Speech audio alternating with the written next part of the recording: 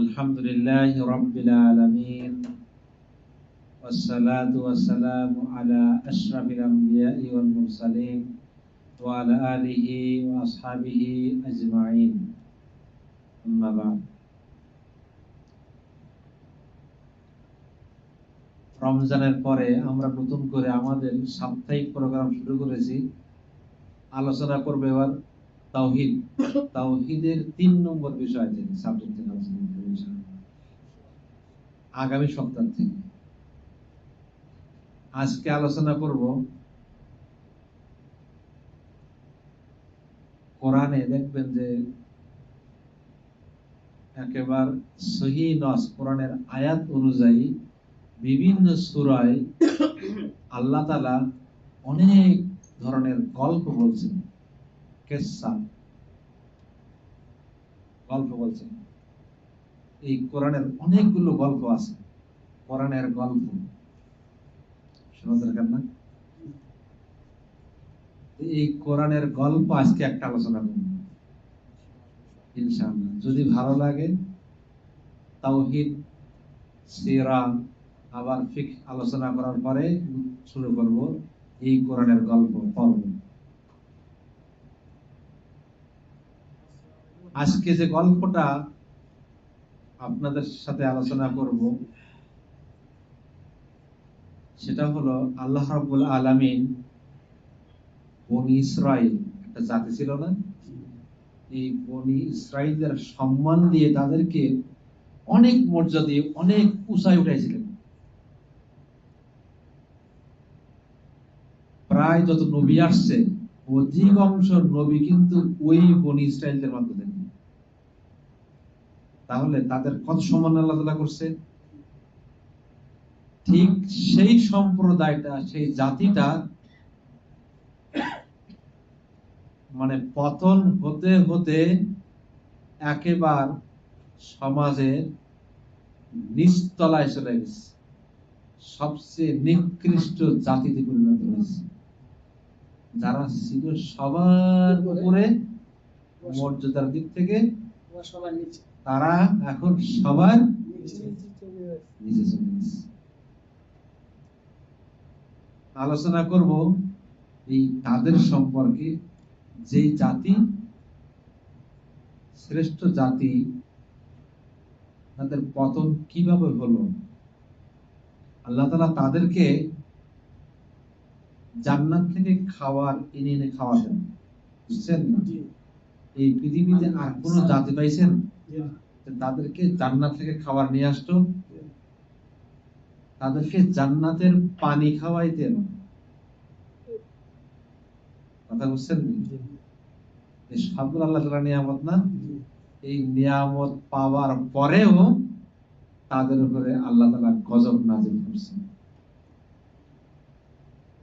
তাহলে আজকে সেই আলোচনার বিষয় যে শ্রেষ্ঠ জাতি হওয়া সত্ত্বেও কেন আল্লাহ রাব্বুল আলামিন তাদের উপরে আল্লাহর গজব নামায় দিল, আল্লাহ রাগান্বিত হলেন, তাদেরকে সবচেয়ে নিকৃষ্টতম জাতিতে পরিণত করলেন। কারণ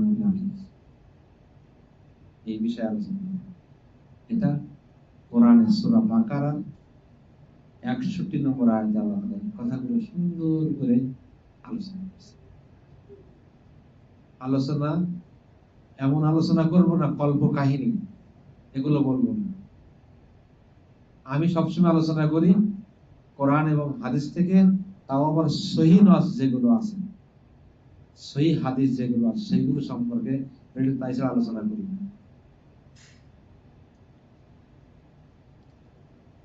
আল্লাহ রাব্বুল আলামিন বনি ইসরাইলদেরকে এই পৃথিবীর শ্রেষ্ঠ জাতি হিসেবে কবুল করছিলেন। তাদেরকে আল্লাহ তাআলা আবার একেবারে নিকৃষ্টতম জাতি হিসেবে সমাজের নিচতলায় নিয়ে গেলেন। এর পিছনে দেখেন এর উত্থান এবং পতনের কারণগুলো, কারণ উত্থান পতন, তাদের উত্থান হয়েছিল না, আবার পতন হয়েছে। এই উত্থান এবং পতনের কিছু কারণ মনস্তান্ত্রিক কারণ ছিল, সামাজিক কারণ ছিল এবং বিশ্ব বৈশ্বিক কারণ। আল্লাহ রাব্বুল আলামিন এই আয়াতে 61 নম্বর আয়াতে আল্লাহ তাআলা সেগুলো কি করছেন, বর্ণনা করে দিয়েছেন। বর্ণনা করে আল্লাহ তাআলা বলতেছেন যে এই দুনিয়াতে যত মানুষ আসবে, আপামর জনসাধারণ, কিয়ামত পর্যন্ত যদি এই যেই কোয়ালিটির কারণে তারা শ্রেষ্ঠ জাতিতে পরিণত হয়েছিল, যদি সেই কোয়ালিটি অর্জন করতে পারবে, তাহলে আজও মানুষ শ্রেষ্ঠ মর্যাদা লাভ করবে। আর যদি তারা মানে দুর্ব্যবহার করে, তারা যেমন বনী ইসরাঈলরা যেমন দুর্ব্যবহার করেছে, তাদের যে খারাপ গুণের কারণে ধ্বংস হয়ে গেছে, ওই খারাপ গুণগুলো যদি আমাদের সমাজের মানুষ, আমরা যদি আমাদের ভিতরে ঢুকে যাই, তাহলে আমরাও তাদের মতন নিকৃষ্টতম স্থানে চলে যাব। এটাই হলো আল্লাহ তাআলার সুন্নাত, আল্লাহ তাআলার একটা সিস্টেম। আজকের গল্পটা অত্যন্ত মজার গল্প। একটা জাতির মধ্যে যখন রোগ ঢুকে যায়, বিভিন্ন রোগ, মানুষের রোগী রোগ কিন্তু না, অন্তরের রোগ, এই রোগ ঢুকে যায়, সেই রোগগুলো সেই জাতিকে কিভাবে আস্তে আস্তে করে ধ্বংস করে দেয়, আল্লাহ রাব্বুল আলামিন স্পষ্ট ভাবে এখানে বর্ণনা করেছেন। রোগটা ছিল এই যে, আল্লাহ তাআলা এই জাতিকে আকাশ থেকে, আসমান থেকে জান্নাতের খাবার দিয়ে দিয়েছিলেন। জান্নাতের পানি আসতো তাদের জন্য, মান্না সালোয়া খাবার।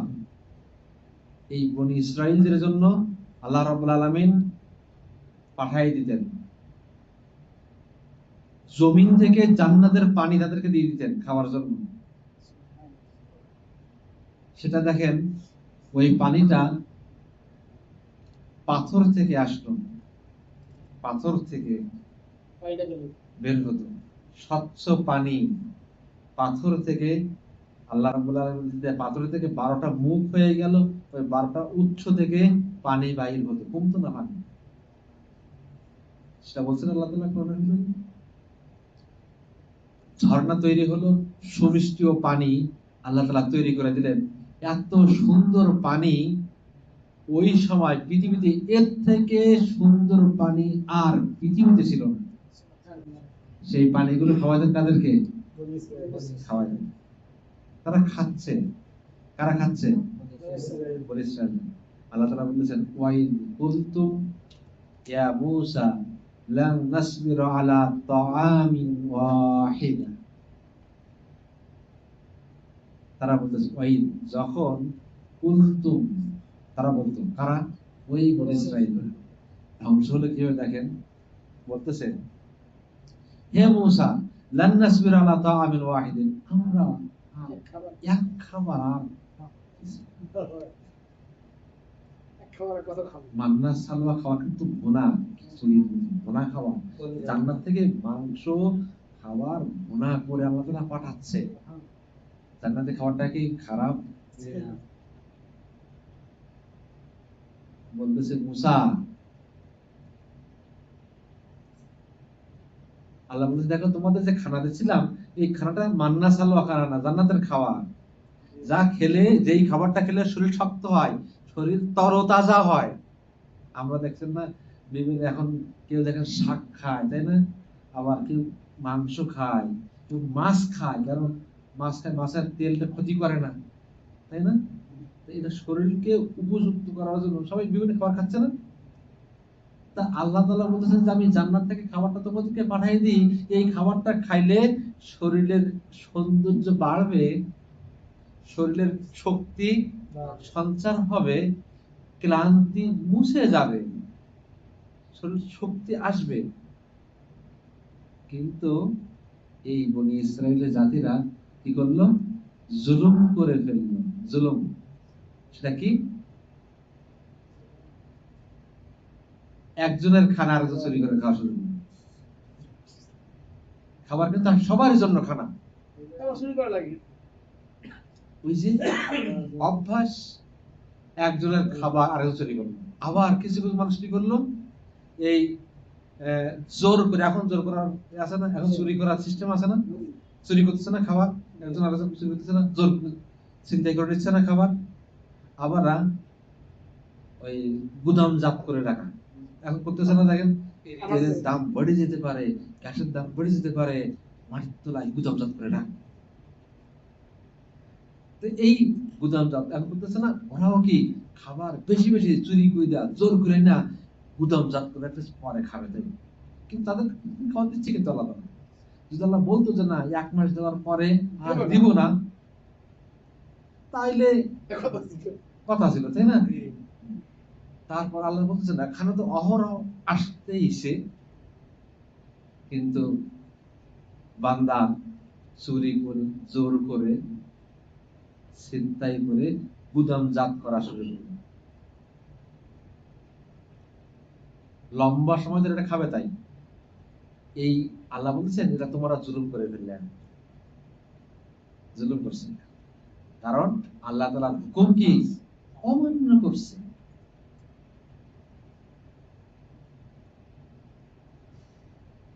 আর একটা কাজ তারা করত, সেটা হলো কি, জান্নাতের খাবারগুলো তাদেরকে খাইতে চেষ্টা করা লাগতো না, বুঝছেন? জান্নাতের খাবার গুলো তোমাদের খাওয়ার জন্য কোনো চেষ্টা করা লাগতো না, বিনা শ্রমে। এই যে জান্নাতের খাবার আসতেছে, এটা কোনো কাজ করে রেখে দেওয়া তা কিন্তু না।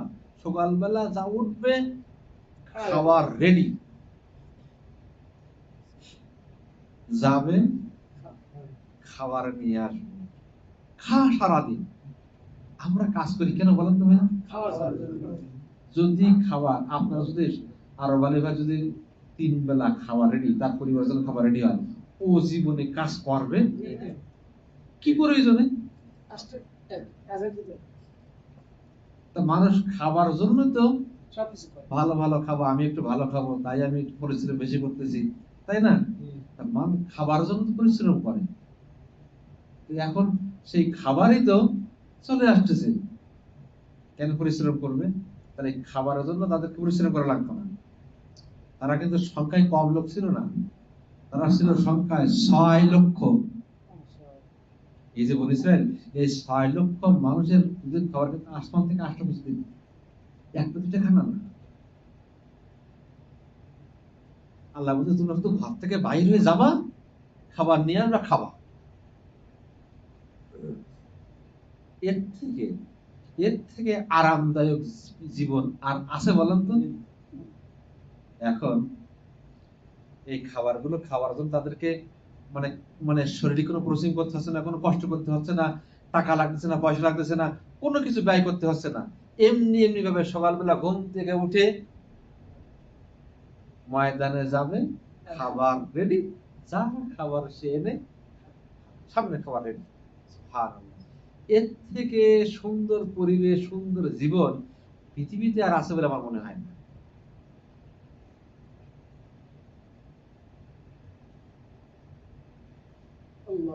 এখন এই বনি ইসরাইলদের যেহেতু খাবার আছে, তাদের কাজ কি ছিল? তাদের এখন দরকার ছিল না যে আল্লাহর শুকরিয়া আদায় করা, দরকার ছিল না, কিন্তু তারা করলো না। তারা কি করলো? খাবারটা আনার পরে খাই যায়, ঘুরতে ঘুরতে হাঁটতে হাঁটতে যাচ্ছে মুসা দাদা, ও মুসা একটু বাইরে এসো দিন। মুসা ওই তুমি বাইরে এসো। ডাক্তার আল্লাহ নবী কিন্তু মুসা, মুসার ডাকা শুরু করলো। তারা ডাক্তার তাদের নিয়ে আসলো। চিন্তা করতে দেখি ভাই, যে উনি আল্লাহর নবী, তিনি নবী খাবার যাচ্ছেন, আল্লাহ তাআলা খাবার দিচ্ছে তার উম্মতদেরকে, আর সেই উম্মত যে বলতেছে ও মুসা, ডাকতেছে এইভাবে, মানে মানে হটকারিতা, তাদেরকে তুচ্ছ করে। তাকে সম্মানের সাথে না। কেমন লাগে বলেন তো একটু? আমি যদি বলি ওই আরব আলী, কেমন লাগবে বলেন তো আপনার? আপনি বলবেন হুজুরটা কি আসলেই কি টাল, এরকম বলবেন না? তাহলে আল্লাহর নবী খাবারের ব্যবস্থা করতে, সব করতেছে, তোদের কোনো কিছু দরকার নাই, সম্মান দিয়ে কথা বলে একটু, তা বলতেছে না। এই মুসা আলাইহিস সালাম ছোটকাল থেকে দেখেন একটার পর একটা কষ্ট করতে করতে বড় হয়েছে। এখন এই অবস্থাতে বড় হওয়ার পরে নবুয়াত পাইছে, তার জাতির জন্য খাবারও নিয়ে আসছে, আল্লাহ তাআলার কাছে ব্যবস্থা করছে। এখন এই জাতির কাজ ছিল না যে মানে সুন্দর করে করে আল্লাহ তাআলাকে বেশি সিজদা করা, এটাই কথা ছিল না? যদি আপনাদের কোনো চাকরি বাকরি কাজ কাম না করতে হয়, তাহলে মসজিদে যাওয়া ছাড়া কি কাজ করবো বলেন তো? আর কোনো কাজ আছে? যাবেন তো মসজিদ, তাই না? এখন তা না যেতে সিনেমা হলে যান, শুকরিয়া আদায় করা হলো না কুফরি করা হলো? তাহলে ওই জাতির দরকার ছিল না যে বেশি বেশি আল্লাহ তাআলার সিজদা করা, তার নবীর কথাগুলো শোনা, নবীর পাশে থাকা, নবীর দাওয়াতি কাজে সহযোগিতা করা? যদি আপনাদেরকে আমি ধরেন সাপোজ আমি আপনাদেরকে প্রতি মাসে আপনারা যে টাকাটা আয় করেন 1200, 1000, 2000 টাকা আয় করেন, যদি আমি দিতে পারতাম, আমি যদি বলতাম চলো দাওয়াতি কাজে যাবো, আর কে বাড়ি থাকতে বলেন তো? যে আমার টাকা যা আছেই দিচ্ছে, তাহলে আমি শেখের সাথে দাওয়াতি কাজে যাই, এটাই কথা ছিল না? কিন্তু তারা তা করলো না। তারা বরঞ্চ তারা বলল লান নাসবিরু আলা তাআমিন ওয়াহিদ, মুসা এক খাবার আর কতদিন খাবো, আর কতদিন এই এক খাবার আর খেতে পারতেছি না। মুসা, তুমি তোমার রবকে একটু বলো, আপনি একটা খাবার বারবার খেতে পারছেন, তুমি তোমার রবকে বলো যে আমাদের জন্য অন্য কোনো খাবারের ব্যবস্থা। বুঝছেন কথাগুলো? কি শব্দ ব্যবহার করতে দেখেন, লান নাসবির আলা তাআমিন ওয়াহিদ, আর সবর করতে পারতেছি না, আর ধৈর্য ধরতে পারতেছি না, ধৈর্যের মাত্রাই যাচ্ছে, কতদিন খাবো আর একখানা?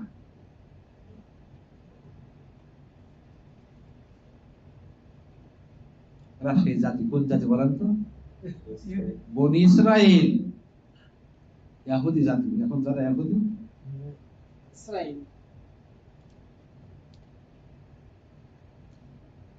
মুসা আলাইহিস সালাম বলতেছে তাহলে তোমার জন্য কি করতে হবে, কি করব?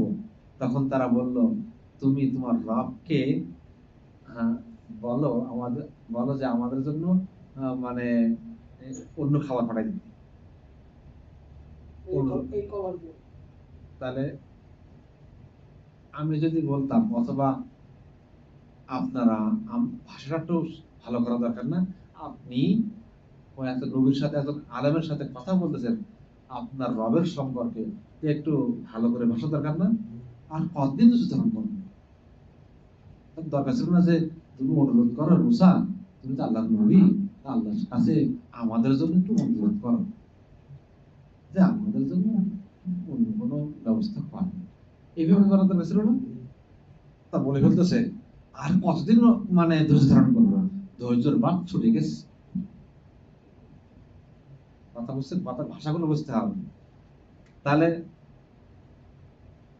মুসা আলাইহিস সালাম,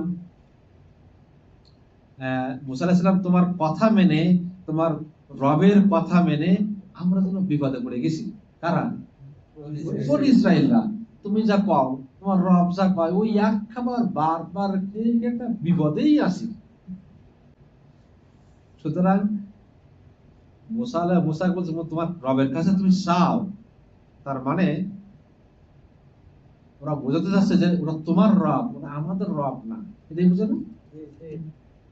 তাহলে আল্লাহ এত নিয়ামত দেওয়ার পরেও তারা তাদের রবকে কি করলো? অস্বীকার করলো না? অস্বীকার করলো। এই মানসিকতাটাই হলো খারাপ। এই মানসিকতা যখন কোন জাতির ভিতরে চলে আসবে, আল্লাহ তাআলার সাথে বিদ্রোহ শুরু করে দিবে, বিদ্রোহ করতেছেন আল্লাহ তাআলার সাথে, তখন ওই জাতি ধ্বংস হয়ে যাবে। আল্লাহ রাব্বুল আলামিন এই বিদ্রোহ পছন্দ করেন না। আমাদের ভিতরে যদি আমরাও আমাদের মধ্যে এই গুণগুলো ঢুকে যায়, কোন গুণগুলো? অধৈর্যের গুণ, হটকারিতা গুণ, এই সব যদি এই খারাপ গুণগুলো ঢুকে যায়, আল্লাহ রাব্বুল আলামিন আমাদেরকেও কি করে দিবেন? ধ্বংস করে দিবেন। আল্লাহ তাআলা বলে দিলেন যে দেখো, তোমাদের এই কথাটা যেগুলো তোমরা বলতেছো সেটা ঠিক নয়। কাদের বলতেছে? বনী ইসরাইল। তোমরা যে কথাগুলো বলতেছো এটা ঠিক না। আল্লাহ তাআলা কথাগুলো হুবহু, যে কথাগুলো বনী ইসরাইলরা আল্লাহ তাআলার সাথে মুসা আলাইহিস সালাম বলতেছিলেন, ওই কথাগুলো হুবহু একবার কোরআনে উঠাই দিয়েছে। হুবহু অক্ষরে অক্ষরে কথাগুলো আল্লাহ তাআলা উঠাই দিয়েছেন। আল্লাহ তাআলার কাছে চাইতে হলে কোনো জিনিস বিনয়ের সাথে চাইতে হয়, করুণায় বিনয় করে চাইতে হয়। আল্লাহ তাআলার কাছে কিভাবে চাইতে হবে, ওই কথাগুলো আল্লাহ রাব্বুল আলামিন আমাদেরকে শিখাই দিয়েছেন। সূরা ফাতিহার ভিতরে দেখেন, সূরা ফাতিহার ভিতরে আল্লাহ তাআলা দেখেন, সূরা ফাতিহার প্রথম অংশ, দ্বিতীয় অংশ, শেষ অংশ আছে না? তিনটা অংশ। প্রথমটা হলো বান্দার সাথে, দ্বিতীয়টা মানে বান্দা আর রবের মধ্যে, আর তৃতীয়টা শেষটা আল্লাহ তাআলা বান্দাকে চাইতে, বান্দারা চাচ্ছে আল্লাহ তাআলার কাছে, তাই না? তাহলে চাওয়ার আগেই দেখেন আলাতুল বান্দা প্রশংসা করে আলহামদুলিল্লাহি রাব্বিল আলামিন, সমস্ত প্রশংসা কার? তোমার। তারপর বলছে আর রহমানির রহিম, মালিক ইয়াউমিদ্দিন। তারপর বলছে ইয়াকা না'বুদু ওয়া ইয়াকা নাস্তাইন। তারপর আছে ইহদিনাস সিরাতাল মুস্তাকিম। তাচ্ছে না এখন? এর আগে সব প্রশংসা করলো না? তাহলে মানুষের কাছ থেকে আল্লাহ তাআলা বোঝাতে চাচ্ছেন এখান থেকে যে মানুষের কাছে কোনো জিনিস চাইতে গেলে, নিতে গেলে আগে তাকে প্রশংসা করা, তার সাথে ভালো কথা বলা, ভালো কথা বলা, সুন্দর সুন্দর দেখেন প্রশংসা করে করে বলো, আল্লাহকে বলো আমার সাথে কন্টাক্ট হয়ে গেছে আল্লাহ তাআলার সাথে। দেখেন যে আমি তোমার ছাড়া আর কাউকে ইবাদত করব না, একমাত্র ইবাদত আমি তোমাকেই করব, তোমার কাছেই চাইবো, তুমি ছাড়া আর কাউকে ইবাদত করব না। এইগুলো বলে তারপর তোমরা আল্লাহ তাআলার কাছে চাওয়া শুরু করো। তাহলে কিভাবে আল্লাহ তাআলার কাছে চাইতে হবে, এটা আল্লাহ রাব্বুল আলামিন আল্লাহ আমাদেরকে কি করতেছেন? শিখাই দিচ্ছেন কিভাবে চাইতে হবে, শিখাই দিচ্ছেন। তারপর তোমরা রবের কাছে চাও, যাতে করে আমাদের জন্য যেন একটু খাবার ব্যবস্থা করে দেয়। কাকে বলতেছেন? মুসাকে বলতেছেন যে তুমি তোমার রবের কাছে চাও আমাদের জন্য একটা খাবার ব্যবস্থা করে দেয়। আসলে তারা কি ব্যবস্থা করবে? এই খাইতে পারতেছে না, তারা কি খাবার চাইলো সেই কথাগুলো বলতেছেন। জান্নাতের খাবারের বিপরীতে আর কোন খাবার কি, উত্তম খাবার কি আছে? জান্নাতের যে খাবার, এই জান্নাতে খাবারের বিপরীতে অন্য কোনো খাবার কি উত্তম খাবার থাকার কথা পৃথিবীতে? না। তারা বলল ইখরিজ লানা, তোমার রব যেন আমাদেরকে বের করে দেয়। কোথা থেকে বের করে? তার মানে হলো আমরা কাজ করি আর নাই করি, এখন যেমন খানা দিচ্ছে ওই রকম করে যেন আমাদের জন্য খানা বের করে দেয়, খাবার বের করে দেয়। এখন এই খাবারগুলো কোথা থেকে বের করে দেবে সেটা আল্লাহ তাআলা বলেছেন, মিম্মা তুমবিতুল আরদ, জমিন থেকে। আসমান থেকে আসছে তা হবে না, খাবার আসমান থেকে আসতেছে, মান্না সালোয়া জান্নাত থেকে, ওটা হবে না, পছন্দ হচ্ছে না এক খাবার বারবার। এখন কি চাওয়া, তাদের চাওয়া কি জমিন থেকে খাবার কি করতে হবে? ব্যবস্থা করে দিতে হবে। জমিন থেকে যে খাবারগুলো জন্মায়, মানে বাহির হয়, বের হয়, সেই খাবারগুলো কি? সেই খাবারগুলো মিন বাকলিহা ওয়া কিসাইহা ওয়া ফুমিহা ওয়া আদাসিহা ওয়া বাসালিহা। সে খাবারগুলো কি? তার মধ্যে থেকে শাকসবজি, সবুজ শাকসবজি আমরা খেতে পারি যেন। মাংস খেয়ে কি আর হচ্ছে না, এখন শাক খাবে বেচারা, বুঝছেন? কেউ কেউ বলতেছেন যে শশা, আমরা যে খেয়ার খাই না শশা, এই শশা, তারা শশা খেতে যায় এখন। ওই আর ওই ভুনা খাওয়ার আর ভাল লাগতেছে না, এখন শশা খাবে। আবার আমরা খাইতে চাই রসুন, সোম, রসুন খাইতে চাই, আদাস, বাসাল, এই যে জাঞ্জাবিল, কি বলে এই ডাউল, এসবগুলো, পেঁয়াজ, রসুন, এসবগুলো খেতে চাচ্ছে এখন। আগে যে জান্নাত থেকে আল্লাহ তাআলা খাবারগুলো সুন্দর করে, যেইগুলো খাইলে শরীরে কোনো খারাপ রিয়াকশন হবে না, শরীর শক্তি হবে, সবল থাকবেন, চেহারা সুন্দর হবে, ওই আর ভাল লাগতেছে না। এখন কি খাবে? পেঁয়াজ খাবে, খালি গন্ধ আসবে না মুখ দিয়ে। রসুন খাবে, এখন ওই ডাল খাবে, এইসব খাবার খাবে বলতেছে। এই খাবারগুলো আমাদের সাথে মেলে। আমরা যে বাংলাদেশের মানুষ, চিন্তা করে দেখুন তুমি, এই যে রসুন, পেঁয়াজ, ডাল, এইসব আমাদের দেশের প্রায় আমাদের দেশের খাবার না? বাংলাদেশিরা, আমার মনে হয় ওদের সাথে মিল ছিল, মনে হয় মিলে যায় প্রায় আমাদের সাথে। তা আমরা কি খেতে চাই? আমরা শাকসবজি খেতে চাই, আমরা একটু গম খেতে চাই, আমরা একটু রুটি খেতে চাই, আমরা একটু ভাত খেতে চাই, ডাল খেতে চাই, পেঁয়াজ খেতে চাই। এই খাবারগুলো আমাদের দরকার। জান্নাতের ওই মান্না সালোয়া খাবার আমাদের কি দরকার, মজা লাগে না। এখন এই খাবারগুলো আমাদের কি পছন্দ? কি একটা অদ্ভুত চাওয়া না? অদ্ভুত চাওয়া না? যে প্রথমত হলো যে ভাষার দিক থেকে অপমানজনক ভাষা ছিল তাদের, তারা আল্লাহ তাআলার সাথে কি হটকারিতা করছে। এবং জান্নাতি খাবারের বিপরীতে যে খাবারগুলো তারা চাচ্ছে, এই খাবারগুলো কি আদৌ উত্তম খাবার না। জান্নাতের যে খাবারটা, সেটাই উত্তম খাবার। এই জান্নাতের খাবারের বিপরীতে তারা যে খাবারগুলো চাচ্ছিল, এই খাবারগুলো কিন্তু আদৌ শ্রেষ্ঠ খাবার না, জান্নাতের খাবার থেকে উত্তম খাবার না। কিন্তু একটা জাতির মন কতটা নিকৃষ্ট হতে পারে দেখেন, কত নিচু হলে সম্ভব হয় যে এখানে সেটা আল্লাহ তাআলা প্রকাশ করছে যে জান্নাত থেকে আমি তোমাদের রব, তোমাদের কাজ করা লাগবে না, টাকা লাগবে না, কায়িক পরিশ্রম করা লাগবে না, কোনো কষ্ট করা ছাড়াই তোমাদেরকে জান্নাতি খাবার আমি দিচ্ছি। ওই খাবারটা তোমাদের পছন্দ হচ্ছে না, তোমরা এখন কি খাবা? ডাল খাবা, পেঁয়াজ খাবা, রসুন খাবা, শসা খাবা, রুটি খাবা, এইগুলো। তো এইগুলো বলে আল্লাহ তাআলা বোঝাতে যাচ্ছেন তাদের মন কতটা নিকৃষ্ট ছিল, সেগুলো আল্লাহ প্রকাশ করে দিয়েছেন। আল্লাহ তাআলা তখন মূসাকে একটু রাগ করাই দিলেন। মূসা আলাইহিস সালামকে বলতেছেন, ক্বালা আতাস্তাবদিলুনাল্লাযী হুয়া আদনা বিল্লাযী হুয়া খায়র। মূসা আলাইহিস সালাম একটু রাগান্বিত সহকারে তাদেরকে জিজ্ঞাসা করতেছেন, তোমরা কি উত্তম খাবারের পরিবর্তে একটা নিকৃষ্ট খাবার চাও? রাগ হয়ে গেছে মূসা আলাইহিস সালাম। মূসা আল্লাহর নবী, সে দেখতেছে যে চোখের সামনে এই আমার এই উম্মত যে জান্নাতের খাবারগুলো বাদ দিয়ে এরা খারাপ খাবারটা চাচ্ছে। আপনার সন্তান যখন ওই মানে বাজারে যে ওই চকচক করছে দেখে খারাপ খাবারটা খেতে চায়, যেটা ক্ষতি করবে, আপনার কেমন খারাপ লাগে? তখন রাগ করে বলে নাই, না খাওয়া যাবে না, কারণ আপনি জানেন যেটা খালি ক্ষতি।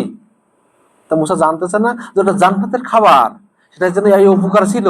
এখন যে খাবারটা তারা চাচ্ছে তার জন্য উপকার না, ভালো কিছু হবে না।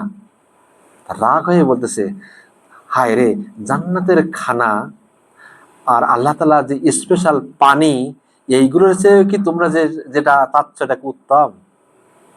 রাগ করে বলতেছেন।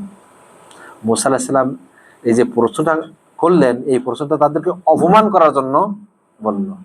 কাদেরকে? এই বনী ইসরাঈলদেরকে, তাদের উম্মতকে। তারা বলল, তোমরা যে জিনিসটা চাইছো, তোমাদের এই জিনিসটা ভালো না।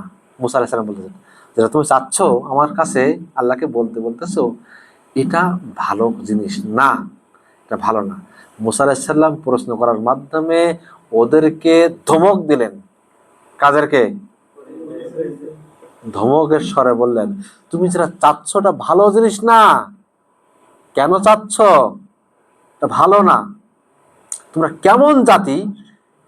এখন তোমরা যে জায়গায় আসো, যে অবস্থায় আসো, এখন তোমাদের না লাগতেছে কায়িক পরিশ্রম, না লাগতেছে টাকা, না পয়সা, তোমরা জান্নাতি খাবার পাচ্ছ, তাহলে তোমরা শ্রেষ্ঠ জাতি না?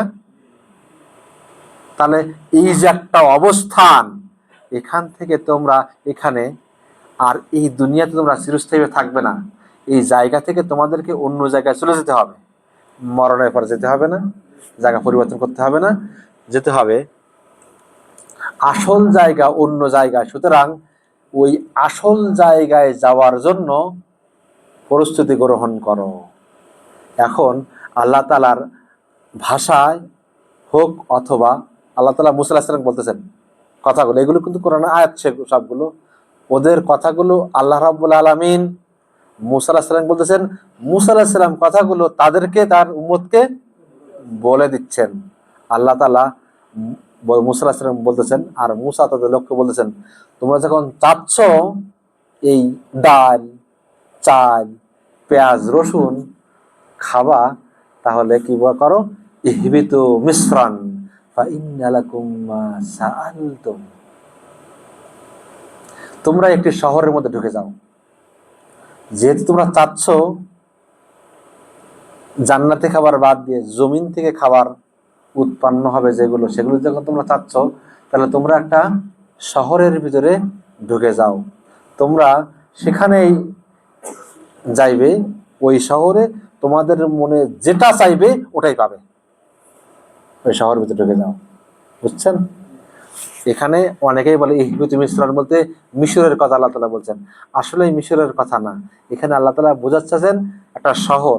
তোমরা ওই একটা শহরের ভিতরে ঢুকে যাও, যেই শহরে তোমাদের যে চাহিদা, ডাল, চাল, রসুন, পেঁয়াজ, আদা, এইগুলো উৎপন্ন হবে যে শহরে, ওই শহরে তোমরা চলে যাও। অনেকে বলতেছেন ওই শহরটার নাম হলো আরিনা, আরিহা নামক এলাকা। এই এলাকায় ঢোকার আগেই এই যে ঘটনাগুলো বনী ইসরাঈল ঘটাইছে, তখন আল্লাহ তাআলা বলতেছেন তোমরা ওই আরিহা নামক শহরে চলে যাও। ওখানে গেলে তোমরা তোমাদের চাহিদা অনুযায়ী সব জিনিস পেয়ে যাবে। জমিনে ওখানে কি হবে? উর্বর, উৎপন্ন হবে। আবার কেউ কেউ বলতেছেন যে না, ওই এলাকা থেকে অন্য আর একটা এলাকা যেখানে ফসল আদি জন্মায়, খুব বেশি হয়, এই জন্য আল্লাহ তাআলা বলতেছেন এখানে মিসরান শব্দটা ব্যবহার করেছেন। মিসরান শব্দটা মিশর বোঝানো হয় নাই, এখানে মিসরান হলো একটা শহরের নাম, যেই শহরে তারা যে যে জিনিসগুলো চাইছে, বাকালিহা, ওয়াফুমিহা, ওয়াদাসিহা, ওয়াবাসালিহা, এই জিনিসগুলো ওই শহরে কি করা যায়? পাওয়া যায়। সেখানেই তোমরা চলে যাও। আল্লাহ তাআলা এখন তাদেরকে যে আরামের জীবন ছিল না, যখন জান্নাতের খাবার আসতো, আরামের জীবন না? আপনারা কি আমার কথা বুঝতেছেন? আসলে বুঝলে কথা বলতে হবে। তো এখন খাবারের জন্য পরিশ্রম লাগতেছে না, জান্নাতি খাবার আসতেছে, জান্নাতি পানি আসতেছে, যেই খাবার খাইলে কোনো ব্যাড এফেক্ট নাই, পানি খাইলে তার ক্ষতি নাই, সব শরীরের জন্য উপকারী, এই খাবার খাচ্ছে। তাই এই একটা মানে আরামদায়ক জীবন ছিল না? খাবে আর ঘুরবে, খাবে আর ঘুরবে, বেড়াই বেড়াবে। এই আরামের জীবনটা ছেড়ে তাদের একটু মানে কঠিনের দিকে নিয়ে যাবে, নিয়ে যাচ্ছে। কারণ তারা চাচ্ছে এখন অন্য দিকে যাইতে, তাদের কঠিনের করে দিয়েছে, জীবনটা কঠিন হয়ে যাচ্ছে। আল্লাহ বলতেছেন দেখো, যে রিজিককে যদি তোমরা, আল্লাহ তাআলার দেওয়া রিজিকে তোমরা যদি খুশি না হও, আল্লাহ তাআলার বরাদ্দ যদি তোমরা আনন্দ অনুভব না করো, তাহলে আল্লাহ রাব্বুল আলামিন ওই রিজিকটা উঠাই নেন। আজও যদি আল্লাহ তাআলার দেওয়া রিজিকের উপরে আমরা শুকরিয়া আদায় না করি, আল্লাহ রাব্বুল আলামিন আমাদের কাছ থেকে ওই রিজিকটা কি করবেন? উঠাই নেবেন। আল্লাহ দেখেন তারা রিজিকের শুকরিয়া আদায় করে নেই, আল্লাহ তাআলা তাদের কাছে তারা উঠাই নিল, আল্লাহ তাআলার সাথে হটকারিতা শুরু করে দিল। আল্লাহ তাদেরকে অপমান করলেন, লাঞ্ছিত করলেন। আল্লাহ বললেন, ঠিক আছে, তোমরাও যেমন আমাকে সম্মান করলে না, আমি তোমাদের আরামে রাখছিলাম, তোমরা চাচ্ছ না, তাহলে আমি তোমাদের এখন কঠিন জীবন দিয়ে দিব। এখন আল্লাহ তাআলা প্রথমে যে কাজটা করলেন তাদের কঠিন জীবন দেওয়ার জন্য, সেটা হলো ওয়াদুরিবাত আলাইহিমুল জিল্লাতু ওয়াল মাসকানা। তাদের কঠিন জীবন শুরু হচ্ছে না এখন? তো এই কঠিন জীবন দেওয়ার প্রথম পর্যায়টা কি করলো? ওয়াদুরিবাত আলাইহিমুল জিল্লাতু ওয়াল মাসকানা। তাদেরকে অপমান এবং লাঞ্ছনার জীবন শুরু করে দিল। সেটা কিভাবে লাঞ্ছনা? একটা মানুষের জীবন লাঞ্ছনা কিভাবে আসে? তার মানে হলো, এখন আগে জান্নাতের খাবার আসতো, এখন আসে না, আসবে না। তাহলে এখন খাবার খাইতে গেলে পরিশ্রম করতে হবে না? পরিশ্রম কি? আপনার ওই ওই ওই জিনিসপত্র সব কিনে আনতে হবে, কাটতে হবে, রান্না করতে হবে, তাই না? করতে হবে না? তাহলে এখন রান্না করার জন্য লোক লাগবে না? সমাজের ভিতরে যারা ওই খাবার রান্না করে তারা শ্রেষ্ঠ মানুষ না নিম্ন পর্যায়ের মানুষ? হ্যাঁ, নিম্ন পর্যায়ের মানুষ। তাদেরকে একটু কম চোখে দেয়, ও তো বাবুচ্ছি। খারাপ মনে করেন না, আমি কিন্তু ওদের কথাগুলো বলতে বোঝাতে চাচ্ছি আপনাদেরকে।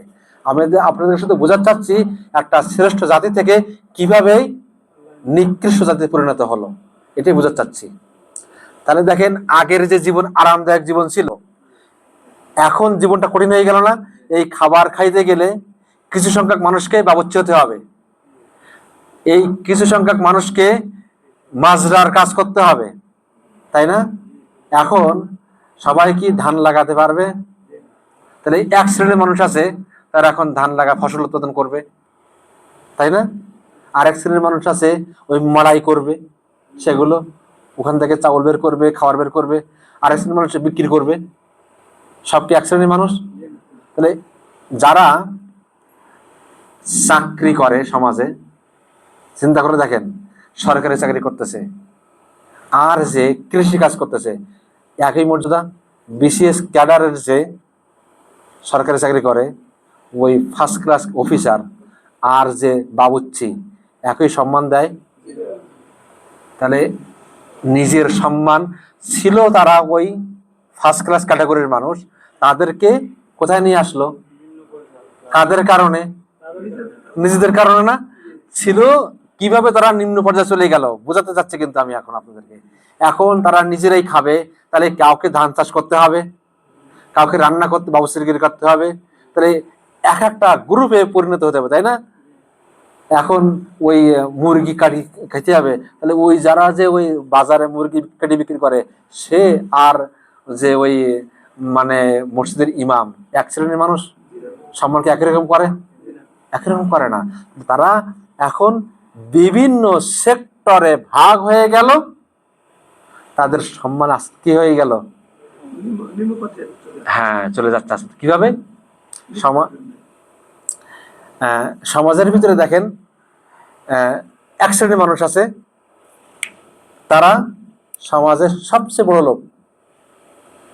এখন যারা তার বাড়িতে কাজ করে, সে জানে যে আমার কাজ করে খেতে হবে, এটাই স্বাভাবিক, তাই না? ওকে কি সম্মান দিবে? দেয়? তাহলে তুমি ছিলে ওই প্রথম ক্যাটাগরির মানুষ, এখন তুমি আর একজনের বাড়ির কাজের লোক, তাহলে ওই বাড়ির মুনিব তোমাকে কি বাড়ির মুনিবের মতো সম্মান করবে? তাহলে নিজের কারণেই সম্মান নষ্ট হয়ে গেল, তাই না? তাহলে এই একটু একটু করে তারা লাঞ্ছনার পাহাড় তাদের উপরে শুরু হয়ে গেল। এই ধরনের লোক যারা মানে আস্তে আস্তে শুরু হয়ে গেল না, এই তাদের উপর শুরু হয়ে গেল জিল্লাতু ওয়াল মাসকানা, তাদের অপমান, তাদের লাঞ্ছনা তাদের জীবনে এসে পড়ে গেল। যারা কৃষি কাজ করে, যারা ফার্মারের কাজ করে, যারা বাবুচ্চিগিরি করে, তারা সবাই এখন কথা শুনতে হয় না? আগে কথা শুনতে হতো? না, আগে কথা শুনতে হতো না, খাবার রেডি, তুমিও যে শ্রেণীর মানুষ আমিও সেই ক্যাটাগরির মানুষ, আমি কারোর কথা শুনি না, তুমি কারোর কথা শোনো না। এখন আমার কাছে টাকা নাই, তোমার বাড়ি কাজ করতে হয়, এখন তোমার কথা শুনতে হয়, এই যাও পাত্র পরিষ্কার কর। সম্মান কমে গেল না বাড়লো? কমে গেছে না? নিম্ন পর্যায়ে চলে গেল না? চলে গেল। এটাই হলো জিল্লাত ওয়াল মাসকানা। এই গঞ্জনা লাঞ্ছনা কিভাবে আসলো? তাদের মধ্যে এই যে শুরু হয়ে গেল বিভিন্ন পর্যায়ে, তারা ছিল এক সময় আল্লাহ রব্বুল আলামিনের সবচেয়ে ভালোবাসার মানুষ, মায়া দয়া তাদের উপর জন্য ছিল। সেই যে জাতিকে আল্লাহ রাব্বুল আলামিন জান্নাত থেকে খাবার পরিবেশন করতেছিলেন, আজকে সেই জাতি সমাজের সবচেয়ে নিচতলায় চলে গেল। আরো একটা জায়গা তারা চলে গেল, সেটা হলো কি ওয়াবাউ বিগাদাবিন মিনাল্লাহ। শেষ করে দিব? হ্যাঁ, আর একটু বলবো, অল্প বাকি আছে ভাই। তাহলে আরো একটা কারণে তাদের উপরে আল্লাহ তাআলা তাদের মানে এই সম্মানটা মর্যাদা কমে গেল। সেটা হলো কি, তারা আল্লাহ তাআলার গজবে পতিত হলো। ওয়াবাউ বিগাদাবিন মিনাল্লাহ, আল্লাহ তাআলার রাগ আল্লাহ তাআলা তাদের উপর পতিত হলো। আল্লাহ তাআলা তাদেরকে শাস্তি দিলেন। এই শাস্তি দেওয়ার কারণ হলো কি, তাদের ভিতরে অনেক দোষ ছিল। তাদের ভিতরে, বনী ইসরাঈলদের ভিতরে অনেকগুলো দোষ ছিল। ওই দোষের কারণে তারা তাদের উপরে আল্লাহ তাআলার গজব নাজিল হলো। আজকে আমাদের সমাজে আমাদের জাতির দিকে তাকাতে হবে। আমাদের জাতি যদি ওই দোষগুলো, যেই দোষগুলোর কারণে বনী ইসরাঈলদের উপরে আল্লাহ তাআলার গজব নাজিল হয়েছিল, শ্রেষ্ঠ শ্রেষ্ঠ জাতি থেকে সর্বনিম্ন জাতিতে পরিণত হয়েছে, ওই দোষগুলো যদি আমাদের ভিতরে আমরা রেখে দিই, আমরা ওই দোষগুলো অর্জন করি, তাহলে আল্লাহ রাব্বুল আলামিন আমাদেরকেও একই অবস্থায় পরিণত করবেন। করতেছে না? করতেছে। এটা আল্লাহ রাব্বুল আলামিন আল্লাহ রসুলের একটা ভবিষ্যৎ বাণী আমাদের জন্য করে দিয়েছেন, যে মানুষের মধ্যে, মুসলমানদের মধ্যে একটা গ্রুপ হবে, যে এইরকম তারা এখন উম্মতে মুহাম্মাদের ভিতরে, মুসলমানদের ভিতরে একটা গ্রুপ হবে, একটা দল হবে, যে তারা তাদের আগের মানুষের দিকে ফিরে যাবে। বুঝতেছেন নাই? আগের মানুষ বলতে কারা? ওই যে বনী ইসরাঈল, আগের উম্মতেরা যারা, তাদের যে খাসলত গুলো ছিল, ওই খাসলত গুলো নিজের ভিতরে নিয়ে আসবে।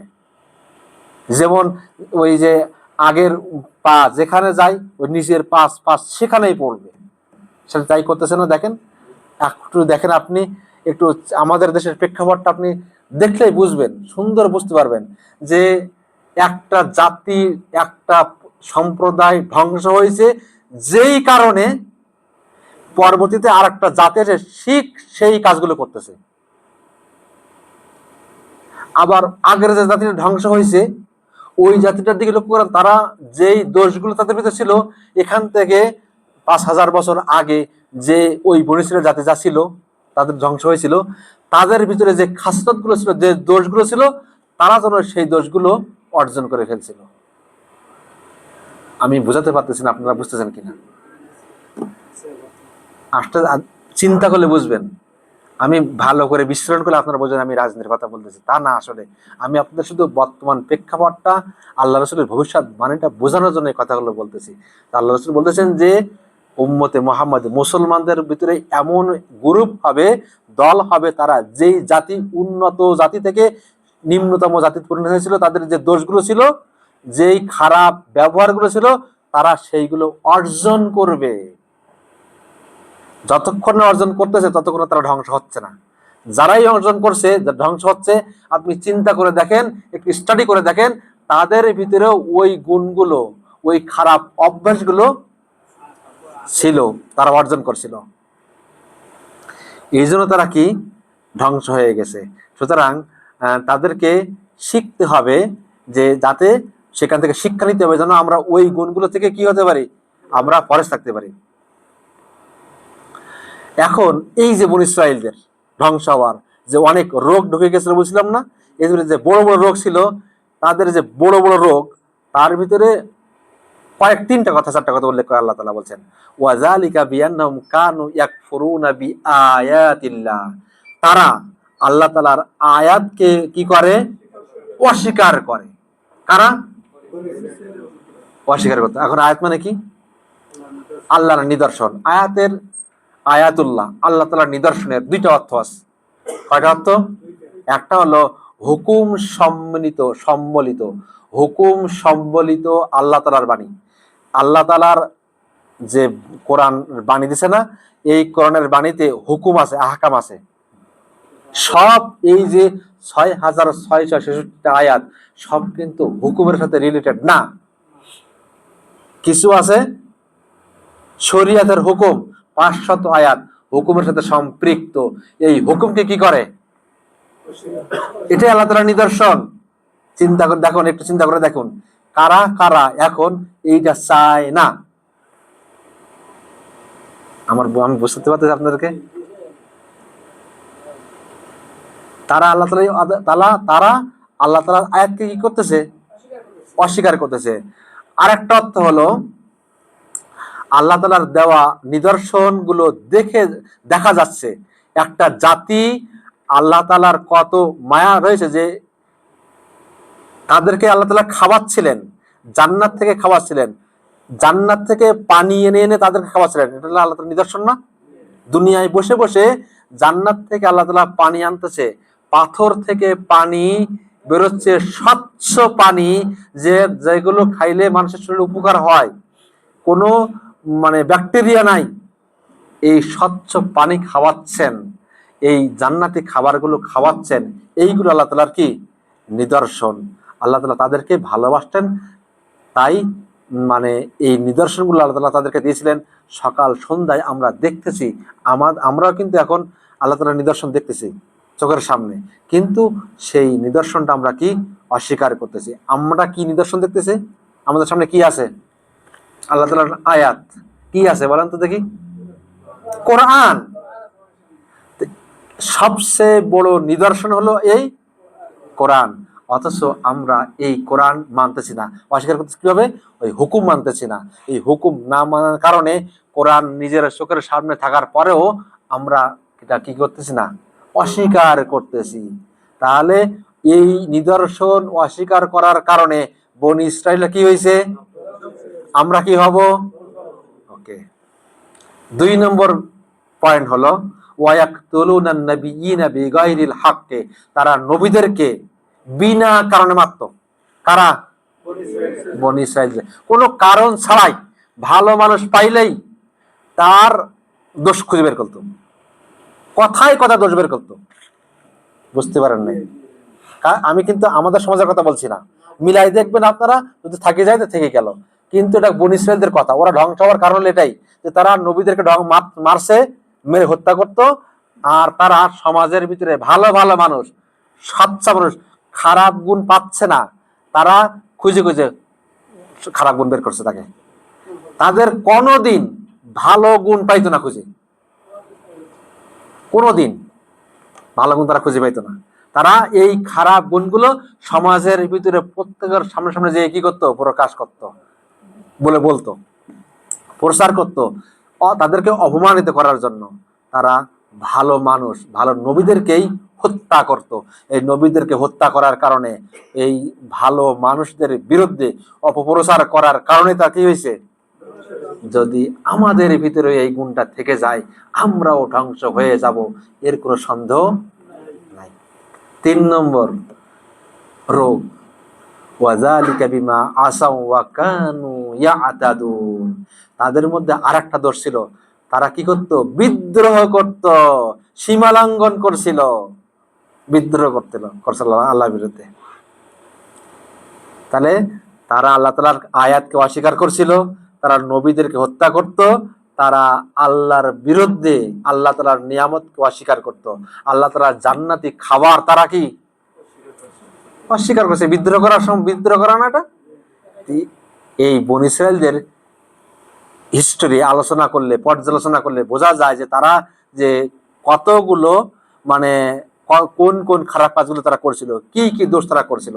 তারা আল্লাহ তাআলার আয়াতকে অস্বীকার করত, তারা ভালো মানুষদেরকে খারাপ বানাই ফেলতো। সমাজে যারা ভালো মানুষ তাদেরকে মানে অপপ্রচার করতে করতে তাদের খারাপ বানাই ফেলতো সমাজের ভিতরে, নবীদেরকে হত্যা করতো, আল্লাহ তাআলার বিরুদ্ধে বিদ্রোহ ঘোষণা করত, আর তারা সীমা লঙ্ঘন করত। এই 4টা রোগের কারণে বনি ইসরাইল সর্বশ্রেষ্ঠ জাতি থেকে সর্বনিম্নে জাতি পরিণত হয়েছে। আজ আমাদের সমাজে আমাদের মধ্যে যদি এই গুণগুলো থেকে যায়, আমরা কোনোভাবে অর্জন করি, তাহলে আমাদের এই যে আশরাফুল মাখলুকাত থেকে আমরা একেবারে নিকৃষ্ট মাখলুকাতে পরিণত হয়ে যাব। আমাদের জন্য তখন জাহান্নাম ছাড়া আর পথ থাকবে না। তা আসুন ভাইরা, আমরা এই গুণগুলো ত্যাগ করে আমরা ভালো গুণ অর্জন করি, যাতে আল্লাহ রাব্বুল আলামিন আমাদেরকে সম্মানিত করেন, দুনিয়া আখিরাতে কল্যাণ দান করেন, আমাদেরকে জান্নাতের উচ্চ মাকামে স্থান দান করেন। ওয়া তৌফিক ইল্লা বিল্লাহ। আসসালামু আলাইকুম ওয়া রাহমাতুল্লাহ। আসলে এই আলোচনা লম্বা হয়ে গেল, এই জন্য দুঃখিত। এটা শুরু করলে হয়তো শেষ না করলে